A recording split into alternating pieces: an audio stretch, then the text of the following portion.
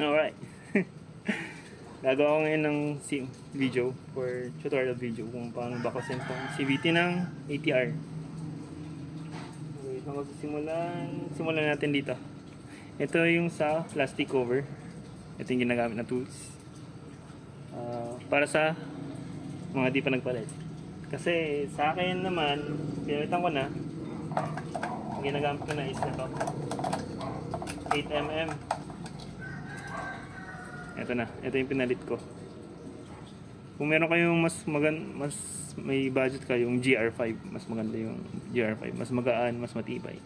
Pero ito sa akin, stainless lang to. Heng ata to, hindi ako nagkakamali. Heng yung brand. Okay? Fast forward ko muna. Baklasin ko lang muna tong plastic cover. Okay?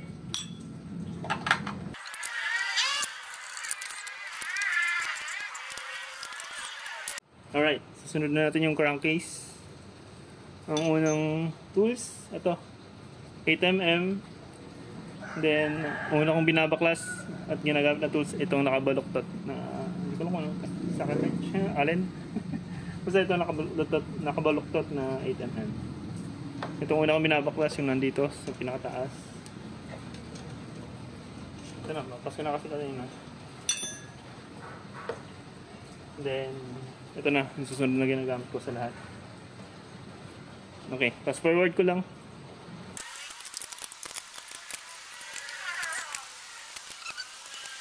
A few moments later. Alright, nabaklas ko na lahat ng bolts. Tandaan nyo na lang kung saan nyo nilagay yung mga bolts ninyo. Nga pala, pinalitan ko na rin yung bolts ko. Pag may budget, GR5 yung basta taintain yung mata yan. GR5 ang gamitin yung bolts. 8mm. Okay? Susunod, alisin na natin. Dali lang. Okay, dali lang. Sabi na natin. Then, ito na yung CVT ko.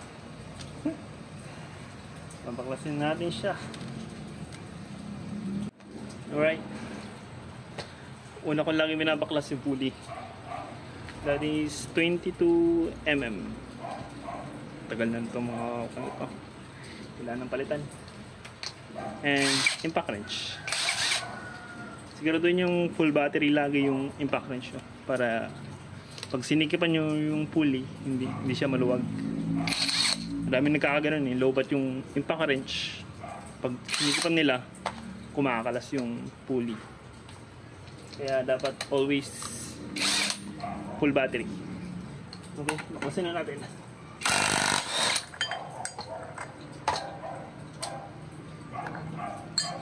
Pala, pinalitan ko na yung nut ko dyan. Bali yung washer na stock, then nut. Sun Racing to, stainless. Alright. Okay, nabaklas na.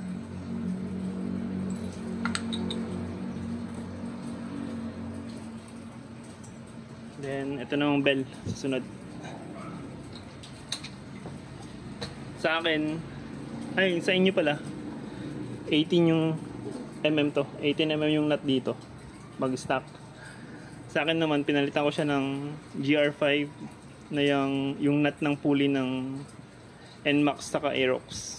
Yung pang pulley nila na nut, nilagay ko dito sa bell. GR5 ng CRP. Kaya mas magaan yun, saka mas matibay. Okay, number 17 yun. Kung gusto nyo bumili. Okay, baklasin na natin. Okay.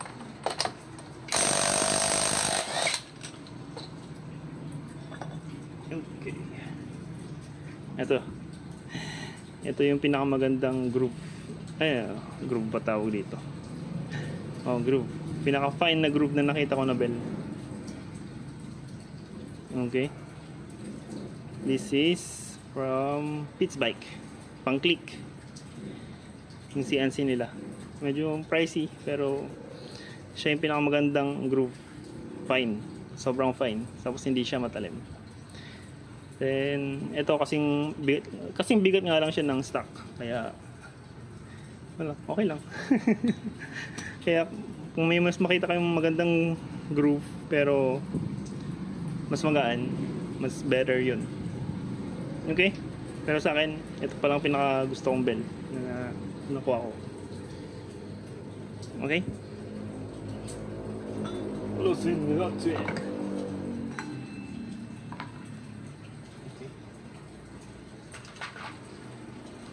Ito, aking torque drive and clutch lining. Koso, makapal pa. Then GR5 ng nut, CRP yan. Ano pa ba? Yung 2 piso, ito yung sinasabi ni Sir George na 2 piso. Okay, napakita ko lang. Then ito, K97, may code, tapos Honda bando. Yun yung gamit ko.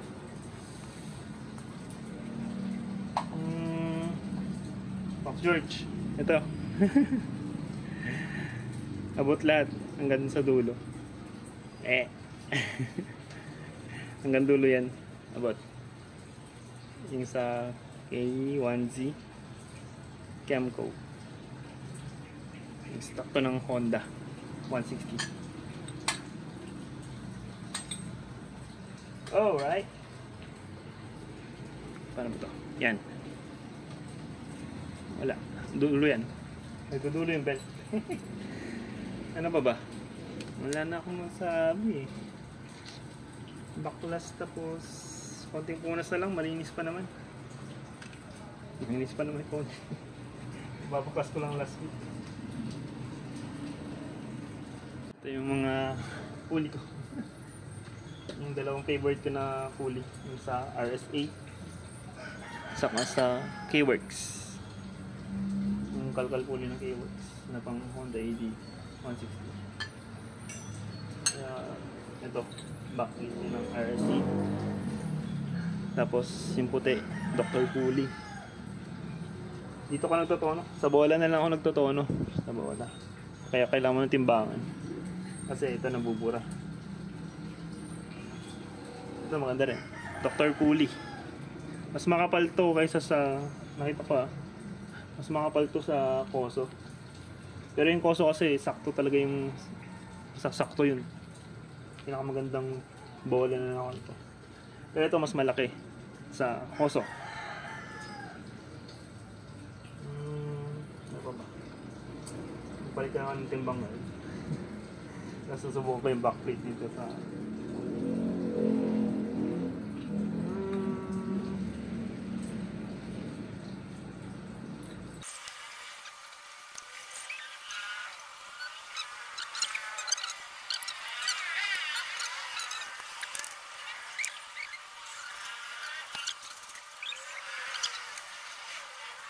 One eternity later. kita niyo ba? Alright. Okay, tingnan natin. Tingnan natin ulit. Okay.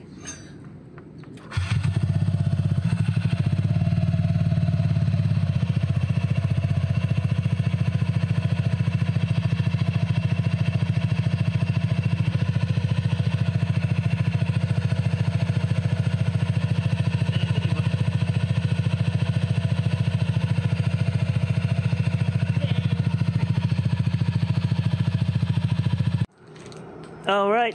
Ciao. Yun lang muna. Gandang gabi. Ginabi na eh.